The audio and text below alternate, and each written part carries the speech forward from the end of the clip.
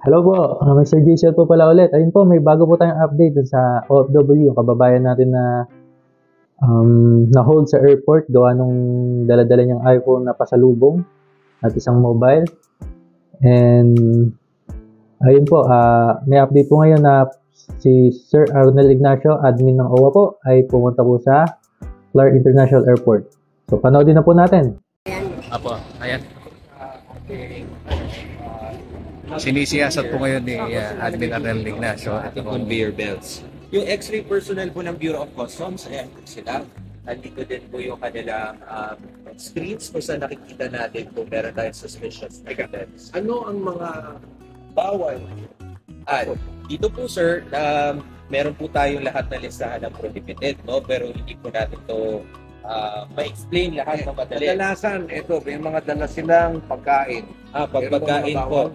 Ang common kasi na May baboy. na misconception sir is that ang customs ang nagbabawal. Mga regulatory agencies po na kailangan naming sundin ang kanilang sariling rules. Kasi kami po yung taga-bantay. Punto niyan.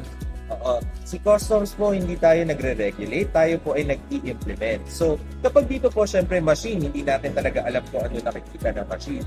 Pero sa training ng ating mga X-ray personnel, meron po suspicious sa bagahe. So po, minamarkahan yung So kaya pa minsan magtataka tayo ng paglabas ng bagahe. Meron joke na may naka-mark X. Hindi ka sinisingle out. Hindi po. Hindi Kasi ka dito pa lang, hindi ka pinag-iinitan. hindi. Kasi hindi po natin alam kung sino naman yung may-ari ng bagahe. Dito pa lang po. Napakagandang punto nun. Ulitin natin yun.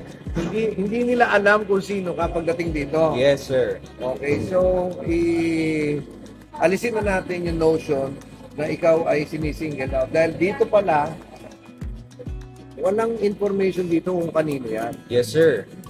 Yun, napakagandang punto nun. Baka gusto niyo po makita, sir, no? Kung ano natin. And then, itong mga cameras po dito. Kasi para dun pa lang sa carousel, kung saan natin hinihintay yung bagahe, Ang ganda nun. actually nakikita ng pasahero ko kung ano nangyayari para talagang alam nila na safe and secure ang Walang kanilang bagahe. binabalibag. Walang binabalibag, walang binubuksan, walang activate. Tapos, ito po, para wala pong confusion at hindi magkahalo-halo ang mga bagahe ng mga pasahero kung pag nagsasabay ang arrival ng mga aircraft. Per the guidance ng airport operator, ng ating mga cargo handlers, sabi po, ito po, which flight siya. Nakakalito naman yun. Pero trained na po yan sila para dito. At kailangan pong mabilis kasi magagalit din po yung mga pasahero natin kapag matagal. So dito, admin, para makita ko natin. Kung dito nga, hindi alam ng tao. Hindi nila alam, wala silang idea kung kanino yan. Ito po, sir. Ayan po ang nakikita natin sa image ng mga bagahe.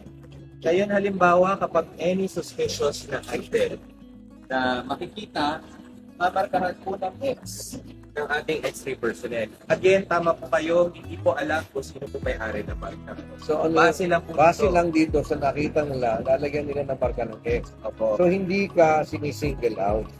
Dahil wala silang idea kung sino may-ari nito mga baleta na ito. Base lang po talaga sa images na nakikita natin, and train po ang ating mga dinideploy na X-ray inspection project personnel. Sila lang din po ang authorized para mag-conduct ng kanilang profiling kumbaga, no? Or yung subject for verification. Meron lang isa siyang narinig ko nila. Bawal ba dito ang battery? Meron ba ganun? Actually, sir, di ba pag board natin ng aeroplano, meron na talagang advisory na kailangan hindi pwedeng naka-check-in ng mga materiya, electronics. Kasi po, that is not just for customs purposes. Safety po na lahat ng pasahero at aeroplano kasi this might siguro baka mag-contract or ano man sa heat or temperature changes na cargo hold ng aircraft. So this is So, a yun po policy outside of customs. So, hand-carried mo dapat. Hand-carried mo dapat, no? At saka ngayon po in our international airports, di ba pinapasegregate na po, no?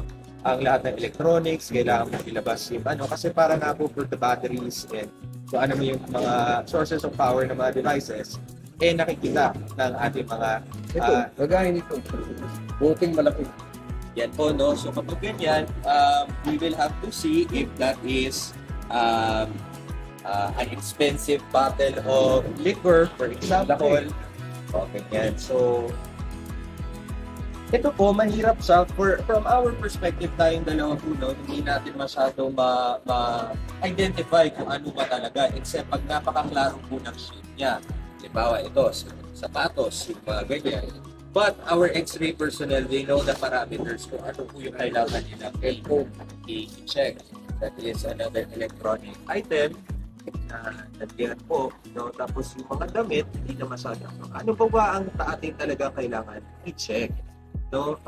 Para hindi naman masyado magulo na lahat na lang na ay pinaflag natin na suspicions.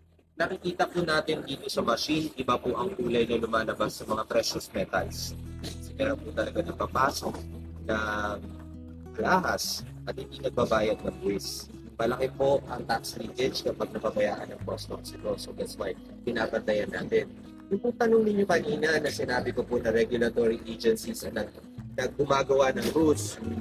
Mga pagkain, gamot, kailangan po talaga natin i-check kung may mga permit ito. Kasi it might harm the Filipinos kapag pumasok po sa ating merkado.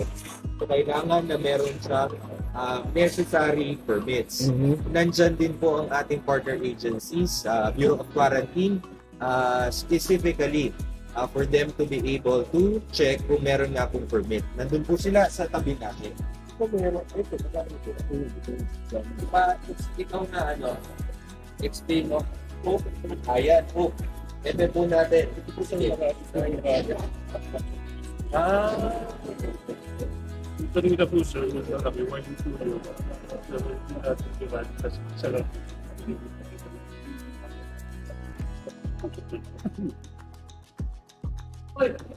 So, ayan, different angles to home. No? This is from the top and this is from the side.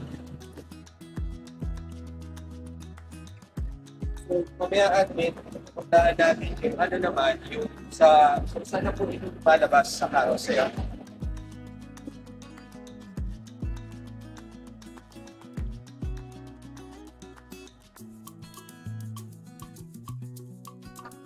At Ben, gaano kaklaro ngayon yung pagpapaliwanag ko sa inyo ng custom? Ganito, ang una nating pakay, kami yung magkakasama sa pamahalaan. Natural, yung interest ko, siyempre for OFWs, pero hindi ko naman pwedeng baliwalain yung stand-up Bureau of Customs. So, aalamin natin, anong pakay natin. Magtulungan tayo sa pagpapaliwanag. Kung gaya ngayon, ang linaw na, wala naman palang hihingin.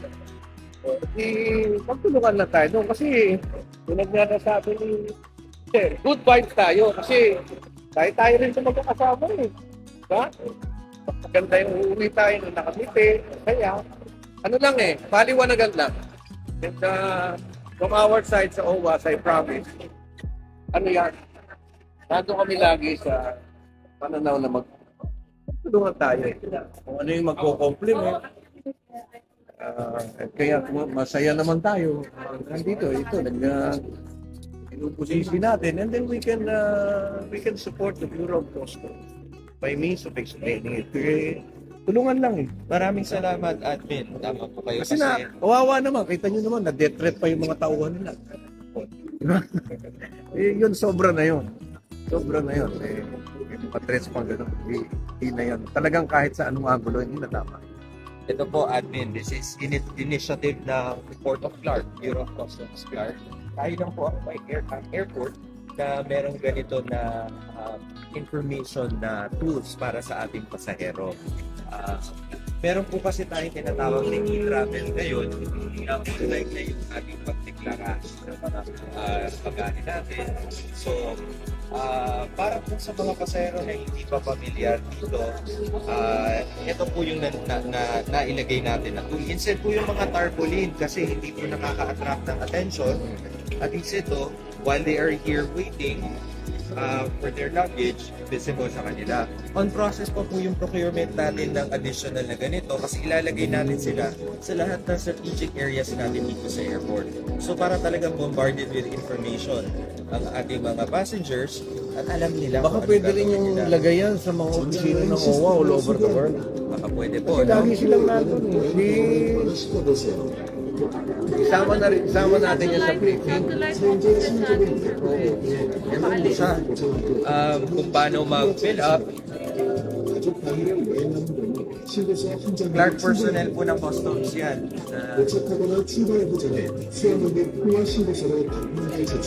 It is in Korean po ngayon kasi different languages para sa lahat ng mga pasahero na dumarating. At least, hindi lang po, kasi maraming non-English speakers. Pero of course, may Tagalog din po sariling ano natin, lingwahe natin. 신속한 데이터 공유에 나섰으며 자동 세탁 장치를 운영하는 앵커.